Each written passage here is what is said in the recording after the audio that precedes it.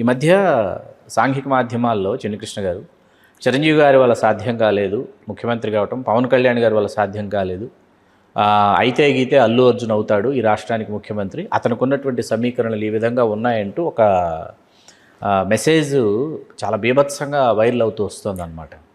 ఈ సోషల్ మీడియాలో ఇప్పుడున్నటువంటి యూట్యూబర్స్కి ఏదో ఒక రా మెటీరియల్ కావాలి కదా, ఏదో మాట్లాడుతుంటారు, సృష్టించాలన్నమాట, ఏదో ఒకటి క్రియేట్ చేయటం, దాన్ని ఫ్యాబ్రికేట్ చేయటం తప్పితే హీఈస్ టూ యంగ్. అతను ఇంకా నటన పరంగా సాధించాల్సినవి చాలా ఉంది, ఇంకా యాక్ట్ చేయాల్సినటువంటి, పెర్ఫామ్ చేయాల్సినటువంటి పాత్రలు చాలా ఉన్నాయి. It is a fabricated news, I think so.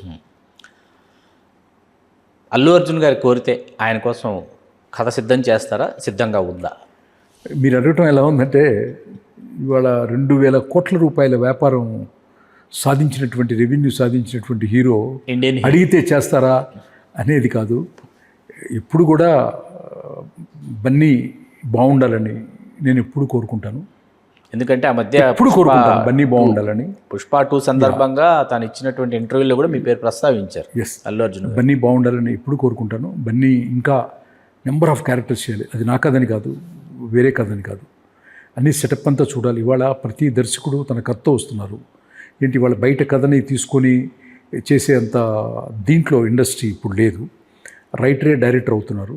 So నాకంటే బాగా పోర్ట్రేట్ చేయగలిగినటువంటి దర్శకులు, రచయితలు చాలామంది ఉన్నారు. వాళ్ళతో ప్రయాణం చేస్తూ ఎప్పుడైనా వీలుంటే ఏదైనా కథ ఉందా అంకుల్ అని అడిగితే మాత్రం ఎప్పుడు చెప్పడానికి నేను ఎప్పుడు సిద్ధంగానే ఉంటాను. హలో, తెలుగు రాజ్యం ఛానల్ చూస్తున్నారా?